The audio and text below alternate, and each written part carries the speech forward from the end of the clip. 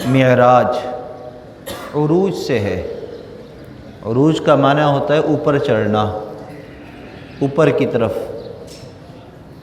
تو عروج سے معراج ہے۔ معراج کہا جاتا ہے وہ چیز جس کے ذریعے اوپر چڑھا جائے، لہذا سیڑھی کو معراج کہا جاتا ہے۔ اب یہ واقعہ کب ہوا؟ اب اس میں مختلف اقوال ہیں۔ اکثر علماء کا جو قول ہے وہ یہ ہے کہ نبوت کے 12ویں سال، ہجرت سے 1 سال قبل، کیونکہ 13 سال کے بعد آپ نے ہجرت فرمائی ہے، تو 12ویں سال میں یہ واقعہ پیش آیا۔ اور مہینہ کون سا تھا؟ مہینے کے بارے میں بھی مختلف اقوال ہیں۔ بعض حضرات کہتے ہیں ربیع الاول کے مہینے میں یہ معراج کا واقعہ پیش آیا، بعض حضرات کہتے ہیں 27 رمضان المبارک کو یہ معراج کا واقعہ پیش آیا، اور اکثر علماء کا قول یہ ہے کہ رجب کے مہینے میں یہ واقعہ پیش آیا، اور رجب کی 27ویں تاریخ زیادہ مشہور اور معروف ہے، لیکن یہ طے نہیں ہے، تاریخ طے نہیں ہے۔ رجب کا مہینہ اکثر علماء کا قول ہے کہ اس مہینے میں یہ معراج کا واقعہ پیش آیا۔ اب اس واقعے کو اللہ تعالیٰ نے قرآن پاک میں 2 جگہ پر بیان فرمایا ہے، جن کا مختصر سے میں تذکرہ کر دوں۔ ایک تو سورۃ بنی اسرائیل 15ویں سپارے کی ابتدا میں ایک بات ذکر ہے، اور دوسرا ہے سورۃ النجم میں وَالنَّجْمِ إِذَا هَوَىٰ مَا ضَلَّ صَاحِبُكُمْ وَمَا غَوَىٰ۔ یہ جو آیتوں کے اندر واقعہ ہے وہ یہی واقعہ ہے۔ اب اس واقعے میں 2 چیزیں ہیں، ایک ہے اسراء اور ایک ہے معراج۔ اس کو سمجھیے کہ یہ کیا ہے۔ اسراء کہا جاتا ہے رات کے وقت سفر کرنے کو، اسراء کہا جاتا ہے۔ مسجد اقصی، مسجد حرام سے لے کر مسجد اقصی تک ایک سفر آپ نے کیا، پھر مسجد اقصی سے آسمان پر عرش تک آپ کا دوسرا سفر ہوا۔ تو جو پہلا سفر ہے اس کو اسراء کہا جاتا ہے کہ رات کے وقت زمینی سفر ہے۔ یہ اللہ تعالیٰ نے اپنے محبوب صلی اللہ علیہ وسلم کو مسجد حرام سے مسجد اقصی کا سفر کرایا، پھر مسجد اقصی سے براق کے ذریعے عرش کا سفر کرایا۔ تو پہلے سفر کو اسراء کہا جاتا ہے کیونکہ یہ زمین کا سفر ہے، رات کے وقت چونکہ ہوا تھا، اور دوسرا سفر آسمان کی طرف ہے، بلندی کی طرف، تو اس لیے اس کو معراج کہا جاتا ہے، اس کو معراج کہا جاتا ہے۔ اب یہ واقعے کے بارے میں بھی اختلاف ہے کہ یہ واقعہ کتنی بار ہوا اور کیسے ہوا، کتنی بار ہوا اور کیسے ہوا۔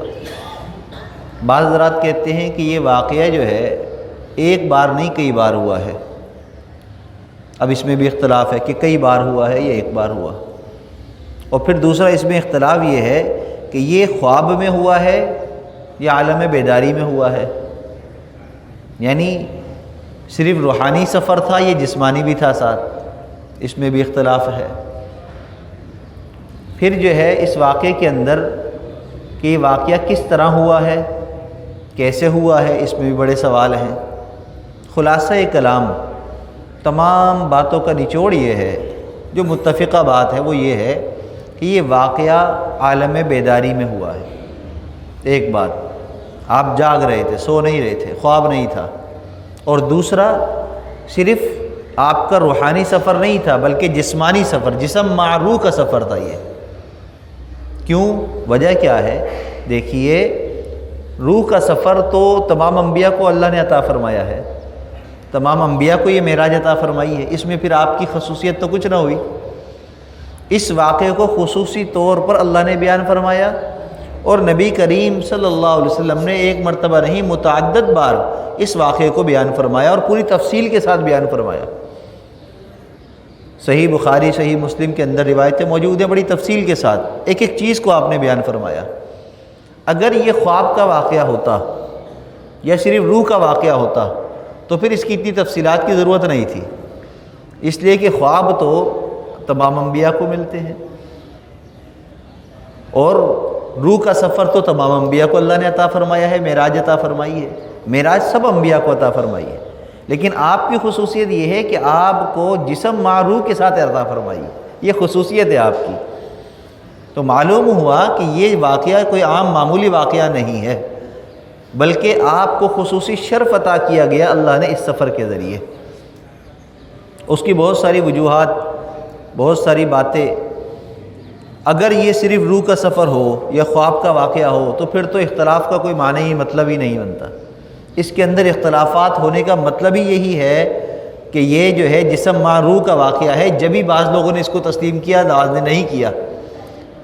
نبی کریم صلی اللہ علیہ وسلم نے جب یہ واقعہ بیان کیا، کعبۃ اللہ میں آپ تشریف لائے تھے، سورج طلوع ہو چکا تھا، روشنی چمک رہی تھی، مکہ کے سردار وہاں موجود تھے، وہاں آپ بھی آ کر بیٹھے اور آپ نے یہ واقعہ بیان کیا تو ابو جہل حیران، جو قریب لوگ بیٹھے ہوئے تھے وہ تالیاں پیٹنے لگے، مذاق جیسے اڑاتے اس طریقے سے استہزاء کرنے لگے۔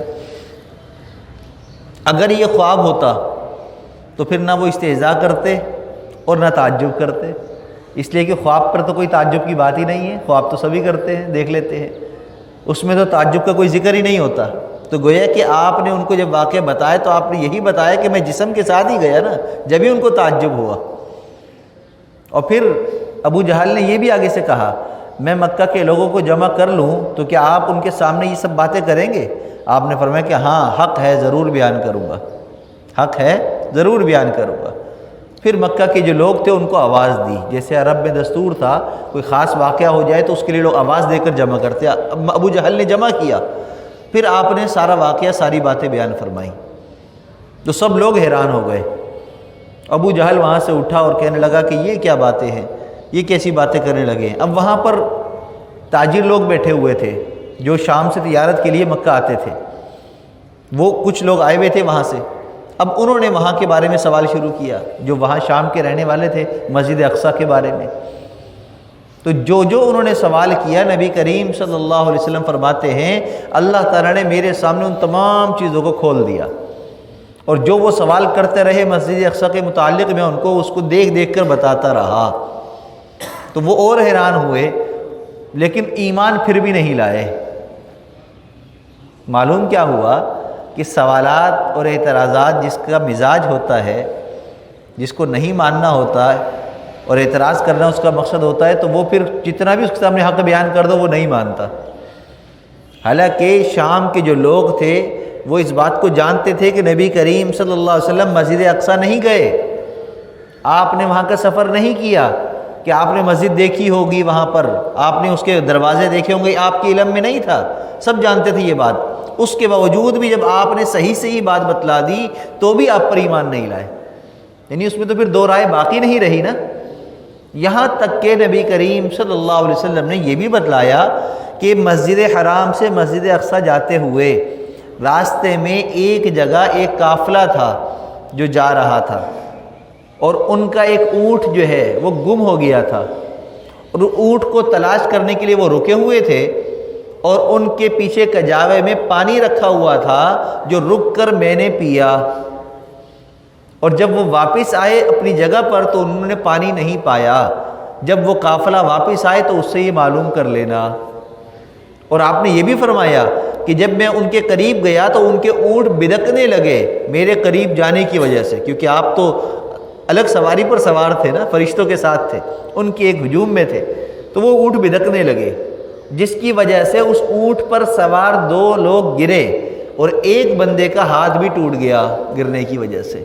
یعنی اتنی تفصیل سے آپ نے باتیں بتلائیں اس سفر کی، اس کے باوجود بھی سامنے بیٹھ کر سننے والے کہنے لگے کہ ایسا کچھ نہیں ہو سکتا، ماننے سے انکار کر دیا۔ اب بتلاؤ ذرا، آج جو ہم باتیں کرتے ہیں، ہم جو اتنی اپنی عقل لڑاتے ہیں دین کے معاملے میں، اگر ہم جو ہے ایسے موقعوں پر ہوں تو ہم بھی یہی کریں گے، اس لیے کہ آج ہم بھی تسلیم نہیں کرتے نا۔ جب علماء کرام کوئی بات بتائیں تو ہم کہتے ہیں چھوڑو یار مولویوں کی باتیں ہیں۔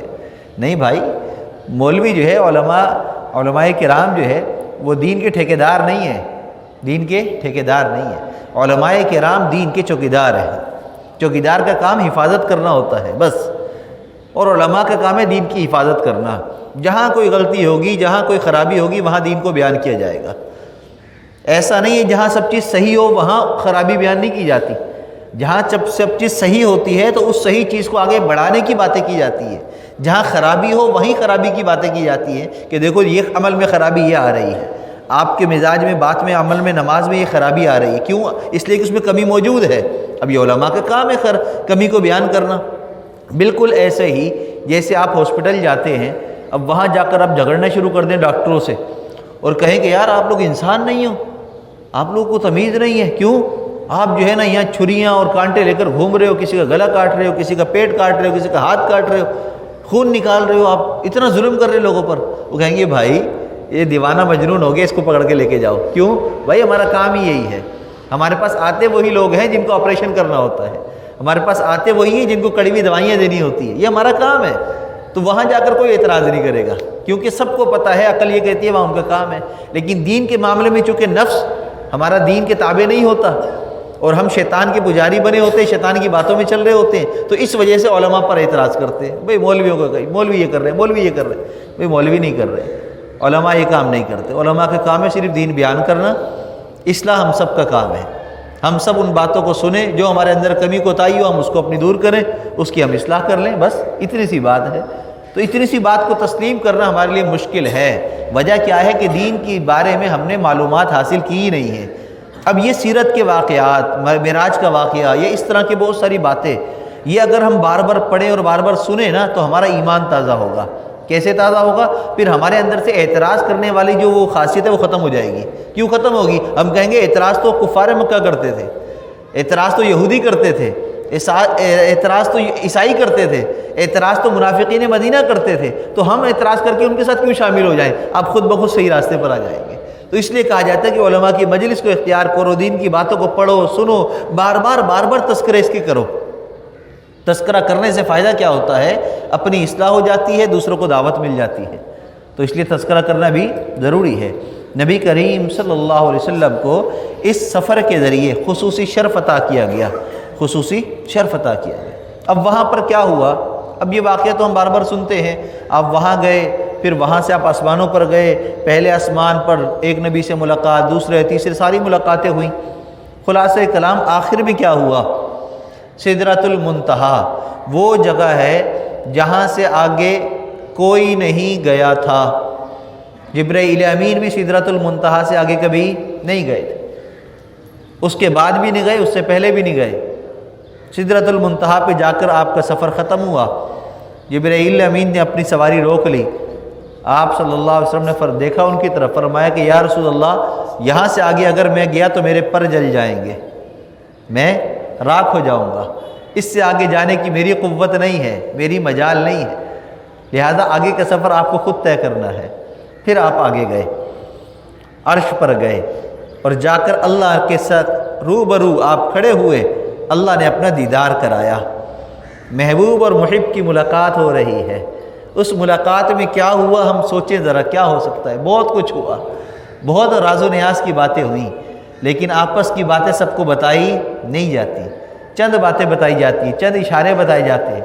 صرف تذکرہ کیا کیا؟ فَأَوْحَىٰ إِلَىٰ عَبْدِهِ مَا أَوْحَىٰ، وہاں پر وہ باتیں ہوئی جو ہم نے چاہا، جو ہم نے چاہا وہ ہم نے آپس میں باتیں کی۔ کیا باتیں کی؟ نہیں بتایا۔ واپس آ کر آپ نے بھی صرف وہی باتیں بتائیں جو لوگوں کو بتانے کی تھی، ساری بات، سارے راز نہیں کھولے اس سفر کے۔ وہ ایک عالم بڑا اچھا پس منظر میں اس کے ایک واقعہ بیان کرنے لگے، فرمانے لگے گاؤں دیہات میں یہ ہوتا ہے، جو ہل چلاتے ہیں کسان، اس کو پنجابی میں کہتے ہیں حالی، کیا کہتے ہیں؟ حالی۔ اور ان کا معمول یہ ہوتا ہے کہ یہ صبح سویرے اٹھ جاتے ہیں اندھیرے میں، تہجد کے وقت میں، کھیتوں میں جانے کے لیے، پانی دینا ہے، ہل چلانا ہے، سارے کام صبح جا کر کرتے ہیں۔ وہیں پر نماز فجر ہوتی ہے، پھر فجر کے بعد بھی کام کرتے ہیں، یہاں تک کہ سورج طلوع ہو جاتا ہے، اس کی کرنیں جو ہے وہ پھیل جاتی ہیں، تو پھر جو ہے کھانا اور ناشتے کا انتظام ہوتا ہے۔ اور وہ واقعہ کیا ہوتا ہے؟ فرمایا کہ وہ واقعہ یہ ہوتا ہے کہ جب کسان صبح سے جاتا ہے، کام کرتا ہے، تھک جاتا ہے، اور سورج کی روشنی اس کے اوپر پڑ رہی ہوتی ہے، اور اب اس کی ایک نگاہ ہوتی ہے گھر کی طرف، گھر کے راستے کی طرف، اس لیے کہ عورتوں کا معمول یہ ہوتا ہے کہ شوہر کے جانے کے بعد گھر کے کام کاج نپٹاتی ہیں، بھینسوں کو چارہ ڈال دیا، مرغیوں کو دانہ ڈال دیا، گھر کی صفائی کی، ناشتہ بنایا، جب خوب دھوپ ہو گئی تو پھر جو ہے وہ دیسی گھی کی جو ہے روٹیاں اور مکھن نکالا ہوا، بلور کیا ہوا جو ہے نا وہ سارا تیار کر کے، ناشتہ وہ تیار کر کے سر پہ رکھ کر دیہات کھیت میں چلی جاتی ہیں، اور وہاں جا کر شوہر کے ساتھ اپنے ناشتہ کرتی ہے، اس کو بھی کھانا پیش کرتی ہیں، خود بھی کرتی ہیں۔ تو یہ ان کا معمول ہوتا ہے۔ جو شاعر نے اس منظر کو بڑے عجیب انداز میں جو ہے وہ بیان کیا. شاعر کہتا ہے وہ کسان، وہ حالی ہل چلا رہا ہے اور اس کی نظر ادھر ہے گھر کے راستے کی طرف، اور وہ کیا اس کا عمل کیا ہے؟ پیا لونگ دا جدو لشکارا، پیا لونگ دا جدو لشکارا، تے حالیاں نے ہل روک لیے. جیسے ہی اس حالی کی نظر جو ہے اس کے لشکارے پر پڑی، بیوی کے بندے پر، اس کی لونگ پر، اس کی چمک جیسے ہی پڑی، اس نے وہی ہل روکا اور فوراً بیٹھ گیا کھانے کے لیے. بالکل یہی منظر ہوا جب نبی کریم صلی اللہ علیہ وسلم سدرۃ المنتہا پر پہنچے اور اللہ تعالیٰ کے سامنے آپ پہنچے اور محبوب کا دیدار ہوا. محبوب اور محب کا دیدار ہوا. اللہ نے دنیا کے نظام کو وہیں روک دیا، وہیں روک دیا. آج دنیا حیران ہے. کیوں حیران ہے؟ اب حیران ہونے کی ضرورت ہی نہیں، اس لیے کہ سائنس نے اتنی ترقی کر لی کہ یہ ساری باتیں واضح ہو گئی. ایسا ہو سکتا ہے. نبی کریم صلی اللہ علیہ وسلم فرماتے ہیں جب میں واپس آیا تو وہ پانی جس سے میں نے وضو کیا تھا ام ہانی کے گھر میں، وہ پانی بھی ابھی ہل رہا تھا، ابھی ہل رہا تھا. اتنے کم وقت کے اندر آپ کو اتنا لمبا سفر ہو گیا. کیا مطلب؟ اللہ نے وقت کو وہیں روک دیا اور آپ کو یہ سفر کرایا. اس لیے کہ اگر یہ سفر ہم یہ نہ مانیں کہ جسم کے ساتھ نہیں ہے پھر تو کوئی اعتراض ہی نہیں ہے. خواب تو سب کو دکھتے ہیں، انبیاء کو بھی دکھتے تھے. یہ تو آپ کا اعزاز تھا، آپ کی خصوصیت تھی. اللہ نے آپ کو جسم کے ساتھ، روح کے ساتھ یہ سفر عطا فرمایا. سفر کیوں کرایا؟ اس کی چند حکمتیں سن لیجئے. یہ سفر کرانے کی سب سے پہلی حکمت یہ ہے کہ اللہ تعالیٰ نے وحی کے ذریعے قرآن کو نازل کیا اور سارے پیغامات جو ہے جبرائیل امین لے کر آتے رہے. نبی کریم صلی اللہ علیہ وسلم اور آپ کی ملاقات کا واسطہ کون تھا؟ وحی، جبرائیل امین. براہ راست وحی آتی یا جبرائیل امین کے ذریعے آتی؟ پھر ایک وقت آیا کہ اللہ نے فرمایا کہ نہیں، اے میرے محبوب، ہماری محبت کا اظہار ہونا چاہیے کہ ہماری نظر میں آپ کا مقام کیا ہے. ہم دکھانا چاہتے ہیں، ہم بتلانا چاہتے ہیں. لہٰذا آپ وہاں سے آپ کو زمین سے اٹھا کر عرش پر بلا کر آپ کی ملاقات کا شرف عطا کیا. بلا واسطہ ملاقات کرانی تھی، اس وجہ سے آپ کو یہ سفر عطا فرمایا. تمام واسطے بیچ سے ہٹا دیے اور یہ دنیا کے سامنے واضح کر دیا ہم جس کو چاہتے ہیں ہم سارے واسطے اس سے درمیان سے ہٹا دیتے ہیں. آج بھی اگر بندے مومن صحیح طرح مسلمان بن جائے، اپنے ایمان میں کامل بن جائے، تو اللہ تعالیٰ اس کی دعائیں تمام واسطوں سے ہٹ کر سنتے ہیں اور قبول بھی فرماتے ہیں. کہتے ہیں نا اللہ والے کون ہوتے ہیں؟ اللہ والوں کو کچھ کہہ دو تو وہ کچھ کہتے نہیں ہیں، اللہ خود ہی ان کے بدلے لیتے ہیں. اللہ کے ولیوں سے دشمنی نہ لو، جو لے گا تو پھر وہ اللہ سے دشمنی لے گا. تو ایسے یہ باتیں مشہور نہیں ہیں. جو اللہ کا قرب اختیار کر لیتے ہیں، اللہ کے ولی بن جاتے ہیں، تو اللہ درمیان سے سارے پردے ہٹا دیتے ہیں. پھر بعض دفعہ وہ چیزیں ظاہر فرما دیتے ہیں جو عام لوگوں کے سامنے ظاہر نہیں ہوتی. اللہ نے بغیر کسی واسطے کے ملاقات کا شرف دینا تھا، اس لیے اپنے محبوب کو عرش پر بلایا اور وہاں پر اپنا دیدار کرایا. اللہ تعالیٰ کے فرشتے بے شمار ہیں. جیسے میں نے ایک واقعے میں بیان کیا تھا، جب اس سفر کے اندر آپ نے اوپر بیت المعمور کو دیکھا جو فرشتوں کی عبادت گاہ ہے. جیسے یہاں پر بیت اللہ ہے، ہم انسانوں اور جنانوں کی عبادت گاہ، آسمانوں پر بیت المعمور ہے، فرشتوں کی عبادت گاہ. وہاں دیکھا فرشتے جو ہے طواف کر رہے ہیں، کوئی نماز پڑھ رہا ہے، کوئی رکوع میں ہے، کوئی سجدے میں ہے. جبرائیل امین سے پوچھا کہ یہ کیا ہے؟ تو انہوں نے فرمایا کہ یا رسول اللہ صلی اللہ علیہ وسلم، یہ فرشتوں کی عبادت گاہ ہے بیت المعمور. اور یہاں کی خاصیت بڑی عجیب ہے. ایک دفعہ جو فرشتہ عبادت کر کے یہاں سے نکلتا ہے پھر قیامت تک اس کا نمبر ہی نہیں آتا. اتنے فرشتے ہیں آپ کے، اللہ کے اتنے فرشتے ہیں. اور اللہ کے محبوب صلی اللہ علیہ وسلم کا دیدار صرف چند فرشتوں نے کیا. ایک جبرائیل امین نے کیا، میکائیل نے کر لیا، اسرائیل نے کر لیا، جو بار بار آتے تھے. مختلف عذابات کے موقع پر بھی فرشتے مختلف آئے آپ کے پاس، انہوں نے دیدار کر لیا. اللہ جو ہے تمام فرشتوں کو اپنا دیدار کرانا چاہتے تھے اپنے محبوب کا. اللہ نے یہ سفر عطا فرمایا تاکہ عرش والے فرشتے بھی آپ کے دیدار سے جو ہے محظوظ ہو جائیں، آپ کا دیدار کر لیں کہ یہ ہے اللہ کے محبوب، یہ ہے اللہ کے محبوب. تیسری حکمت فرمایا کہ آپ رحمت للعالمین بنا کر مبعوث کیے گئے تھے. تو اللہ تعالیٰ بتلانا چاہتے تھے کہ آپ سب کے لیے رحمت ہیں، آپ سب کے امام ہیں. آپ اگر کعبۃ اللہ میں ہیں تو انسانوں اور جنات کے امام ہیں۔ آپ کا سفر یہاں سے شروع ہوا مسجد اقصیٰ میں، مسجد اقصیٰ میں پہنچے تو آپ امام الانبیاء بن گئے، مسجد اقصیٰ سے آپ نے عرش کا سفر کیا تو امام الملائکہ بن گئے۔ گویا کہ اللہ نے آپ کو امام الکل بنا دیا، تمام مخلوقات کے امام اللہ کے محبوب صلی اللہ علیہ وسلم ہیں۔ تو یہ حکمت تھی، آپ کو تمام مخلوقات کا امام بنانا تھا، ان پر واضح کرنا تھا، اللہ نے یہ سفر آپ کو عطا فرمایا۔ کفار جو ہے وہ آپ کے پاس آئے، آپ کو کہا کہ آپ توحید کی دعوت نہ دیجئے، بھئی میں تو دوں گا، میرا تو کام ہے۔ پھر لالچ دیا، پہلے دھمکی دی نہیں مانے، پھر لالچ دیا، ہم آپ کی شادی کرا دیں گے، ہم آپ کو مال دیں گے، ہم آپ کا گھر بنا دیں گے، جیسا چاہیں گے ویسا آپ کو بنا دیں گے، جو چاہیں گے وہ آپ کو ملے گا۔ لالچ دیا، اپنے خزانے کھولے انہوں نے کہ جو آپ کا من ہوگا وہ آپ کو ملے گا۔ اللہ نے فرمایا کہ اچھا میرے محبوب کو تم اپنے خزانے دکھاتے ہو۔ اللہ نے سفر معراج عطا فرمایا، اور سفر معراج میں اللہ نے اپنے خزانے عطا فرمائے، خزانے دکھائے۔ جب اللہ نے جنت دکھائی، خزانے دکھائے، تو واضح فرما دیے کفار مکہ تمہارے خزانے کچھ بھی نہیں ہیں جو اللہ نے مجھے خزانے دکھائے ہیں۔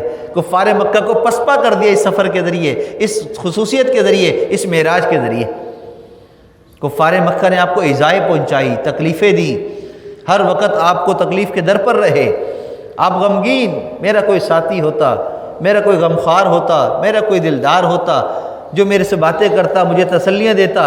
ابو طالب بھی گئے، خطیۃ الکبریٰ بھی گئیں، قریبی میرا کوئی بھی نہیں، سب میرے مخالف ہیں، کوئی تو ہوتا۔ اللہ نے فرمایا کہ میرے محبوب غم کیوں کرتے ہو، ہم ہیں نا، آ جاؤ۔ آسمانوں پر آپ کو بلا لیا، اپنی ملاقات کا شرف دیا، آپ کی غم سارے ختم کر دیے ہیں، آپ کو تسلی کا سامان ہو گیا۔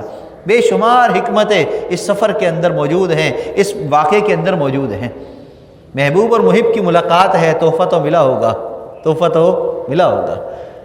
ایک تو جاتے ہی جو سلام کلام ہوا، ایک تو وہ تحفہ تھا، السلام علیکہ التحیات للہ والصلوات والطیبات۔ اے اللہ، میں اپنی قولی، بدنی، جسمانی ساری عبادتیں آپ کے لیے لے کر آیا ہوں، آپ کے لیے لے کر آیا ہوں۔ اللہ کے محبوب صلی اللہ علیہ وسلم نے اپنا تحفہ پیش کر دیا، السلام علیکہ ایھا النبی ورحمۃ اللہ وبرکاتہ، سلام پیش کیا ہے۔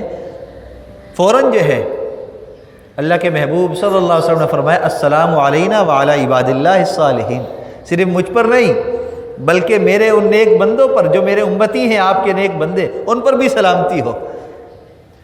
فوراً جو ہے جبرائیل امین نے گواہی دی اشہد ان لا الہ الا اللہ۔ یہ تو کلام کے ذریعے تحفہ تحائف ہوئے۔ پھر جب ملاقات ہو گئی، بات چیت ہو گئی، واپس آنے لگے تو حضرت عبداللہ بن مسعود رضی اللہ تعالیٰ عنہ فرماتے ہیں اللہ کے محبوب صلی اللہ علیہ وسلم نے فرمایا اللہ تعالیٰ نے مجھے 3 تحفے عطا فرمائے، 3 خزانے عطا فرمائے۔ جب میں واپس آ رہا تھا تو مجھے 3 چیزیں عطا فرمائیں۔ نمبر 1، اللہ تعالیٰ نے مجھے 5 نمازوں کی فرضیت عطا فرمائی، 5 نمازوں کی فرضیت، یہ تحفہ ملا۔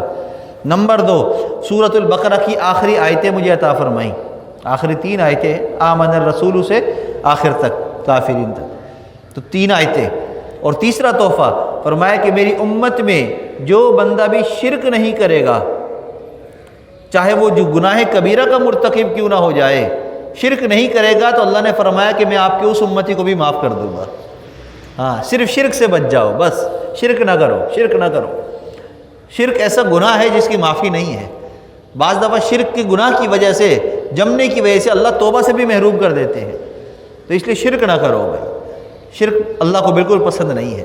ہاں، اللہ توحید، اللہ واحد، اکیلا، تنہا، بے نیاز ذات ہے، اللہ کو کسی کی ضرورت نہیں ہے، اللہ کا کوئی ہمسر ساتھی نہیں ہے، اللہ کا کوئی ہم مثل نہیں ہے، اللہ ایک ہے، تنہا ہے، ابتدا سے ہے انتہا تک اللہ رہے گا، ہمیشہ سے ہے ہمیشہ رہے گا، کچھ نہیں تھا اللہ تھا، کچھ نہیں ہوگا اللہ ہوں گے۔ ہاں، اللہ ہمیشہ سے ہے۔ اللہ اسی بات کو پسند کرتے ہیں کہ میری توحید کا ڈنکا بجاؤ، میری توحید کو بیان کرو، میری توحید کی طرف لوگوں کو لے کر آؤ۔ جو بھی اللہ کی توحید کے پیغام کو لے کر دنیا میں نکلے گا، گھر گھر جائے گا، لوگوں کو جا کر بتلائے گا، لوگوں کو جمع کر کے ان کو سنائے گا، ہر طریقے سے توحید کو بیان کرے گا، اللہ اس کے دنیا میں بھی عزت عطا فرمائیں گے، آخرت میں بھی عزت عطا فرمائیں گے۔ شرک سے بچو، اپنے گھر والوں کو بچاؤ۔ قبر پرستی ہو یا دھاگوں کا مختلف نیتوں منتوں کے ساتھ ہاتھوں میں گلوں میں ڈالنا ہو، باندھنا ہو، مختلف اولیاء کرام کی نظر و نیاز کرنی ہو، نبی کریم صلی اللہ علیہ وسلم کے نام پر نظر و نیاز ہو، یہ ساری چیزیں شرک ہیں، بدعات ہیں، اس کا دین میں کوئی وجود نہیں ہے، کوئی ان کا دین سے تعلق نہیں ہے۔ 3 خزانے آپ کو اللہ تعالیٰ نے عطا فرمائے، 3 تحفے عطا فرمائے، وہ 3 تحفے ہم اختیار کر لیں، انشاءاللہ دنیا بھی ہماری بن جائے گی، آخرت بھی بن جائے گی۔ نماز کی ہم پابندی کریں، دعا کریں تو ہم سورۃ البقرہ کی آخری آیتوں کو یاد کر لیں۔ آمن الرسول بما انزل الیہ من ربہ والمؤمنون آخری رکوع ہے، اور ایک روایت میں آخری 2 آیتوں کا ذکر بھی ہے، جیسے ایک روایت میں 3 آیتوں کا ذکر ہے، ایک میں 2 کا ذکر ہے۔ اگر 3 کا ذکر ہے تو آمن الرسول سے آخر تک ہے، اور اگر 2 کا ذکر ہے تو اس کے بعد والی 2 آیتیں ہیں، بس ایک اوپر کی چھوڑ دیں۔ تو یہ تینوں آیتیں ہم یاد کر لیں، نماز میں ہم پڑھا کریں، اور خاص طور پر دعا کے اندر اس کا اہتمام کیا کریں۔ نبی کریم صلی اللہ علیہ وسلم نے فرمایا، یہ جو آخری دعا ہے نا، ربنا لا تؤاخذنا ان نسینا او اخطانا ربنا، یہ ہر لفظ پر اللہ تعالیٰ ہر لفظ کے بدلے نوازتے ہیں، ہر دعا کے بدلے اللہ قبولیت عطا فرماتے ہیں۔ یہ ایسی دعا ہے، اور تیسری چیز شرک سے بچنا ہے۔ لہذا آج ہی ہم نیت کر لیں کہ انشاءاللہ ہم نے بھی شرک نہیں کرنا، ہم نے اپنی آگے نسل کو بھی شرک سے پاک صاف رکھنا ہے، اپنے دوستوں کو، پڑوسیوں کو بھی ہم نے اس بات کی دعوت دینی ہے اور اسی دعوت کو عام کرنا ہے۔ اللہ ہم سب کو سمجھ اور عمل کی توفیق عطا فرمائے۔ وآخر دعوانا ان الحمد للہ رب العالمین۔ سبحان ربی